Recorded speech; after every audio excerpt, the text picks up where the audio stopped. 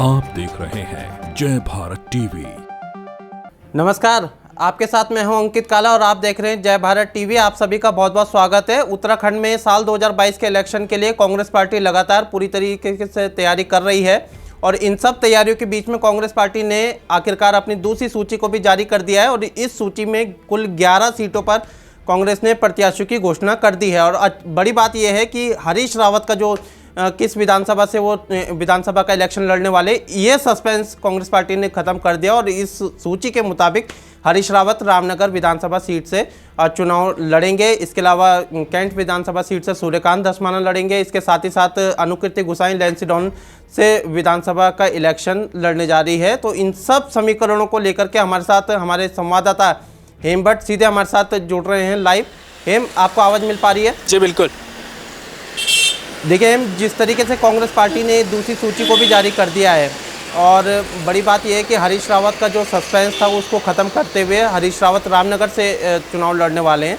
सवाल ये है कि जिस विधानसभा सीट से रणजीत रावत पूरे 5 साल से काफ़ी लंबे समय से मान लीजिए कि तैयारी कर रहे थे, ये कितना बड़ा नुकसान हरीश रावत को पहुंचा सकता है? देखिए अंकित, जो सूची अभी दूसरी सूची जारी की गई है उसमें हरीश रावत का टिकट तो फाइनल कर दिया गया है और ये लंबे समय से चर्चा चल रही थी कि हरीश रावत इस बार विधानसभा चुनाव लड़ेंगे। पहले शुरुआत में कहा गया कि वो डीडीहाट जा सकते हैं या फिर कोई और सीट तलाश सकते हैं, हरिद्वार ग्रामीण में दोबारा आ सकते हैं, तो किच्छा भी जा सकते हैं, लेकिन वहाँ पर तिलकराज बेहड़ अब चूँकि चुनाव लड़ रहे हैं। रामनगर फाइनल किया गया हरीश रावत के लिए और ये इसलिए भी बहुत महत्वपूर्ण सीट है क्योंकि रणजीत रावत से 36 का आंकड़ा हरीश रावत का रहा है, इसमें ये बात किसी से छुपी नहीं है। और रणजीत रावत के गढ़ में ही एक तरह से खूंटा गाड़ दिया है हरीश रावत ने। अभी 2 दिन पहले एक वीडियो भी वायरल हुआ जिसमें हरीश रावत ये जानते थे कि उनका टिकट फाइनल हो चुका है, तो जो रणजीत रावत खेमे के लोग हैं उनको किसी भी तरह अपने पक्ष में किया जाए, इस तरह से फ़ोन कॉल भी उन्होंने किए हैं। लेकिन रणजीत रावत मानते हुए अभी दिखाई नहीं दे रहे।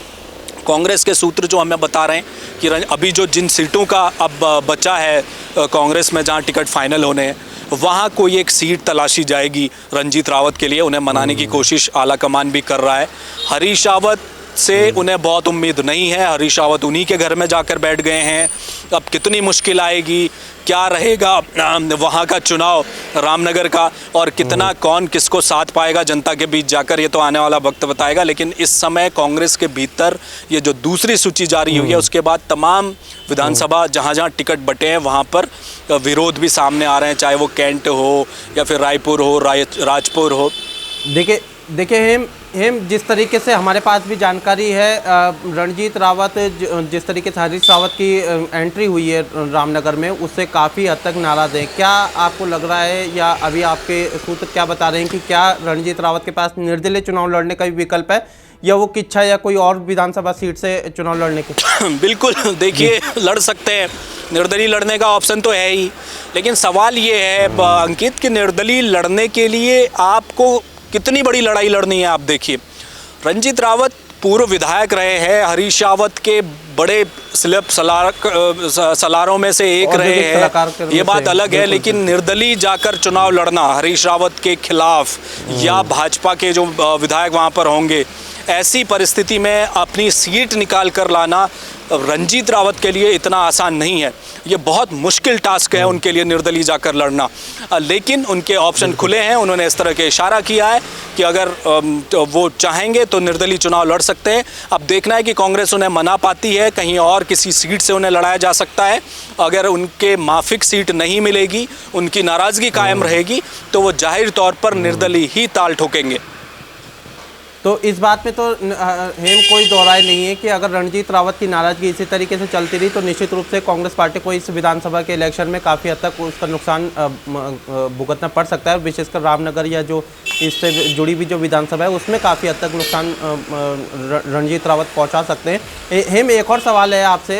जिस तरीके से कांग्रेस पार्टी ने दूसरी सूची जारी करी है, इसमें लैंसडाउन विधानसभा सीट से अनुकृति गुसाई जो कि हरक सिंह रावत की पुत्रवधू हैं, तो उनका तो विधानसभा चुनाव लड़ने का जो सस्पेंस था वो तो ख़त्म हो गया है। कांग्रेस पार्टी ने आखिरकार उनको टिकट दे दिया। तो अनुकृति गुसाई की इस समय अगर हम स्थिति की बात करें कितनी पकड़ उनकी लैंसडाउन में लग रही है आपको, और जो दिलीप सिंह रावत जी हैं जिनसे लगातार उनके जो ससुर जी हैं, पिताजी हैं हरक सिंह रावत, उनका 36 का आंकड़ा था, तो क्या अनुकृति के लिए ये लड़ाई आसान रहेगी?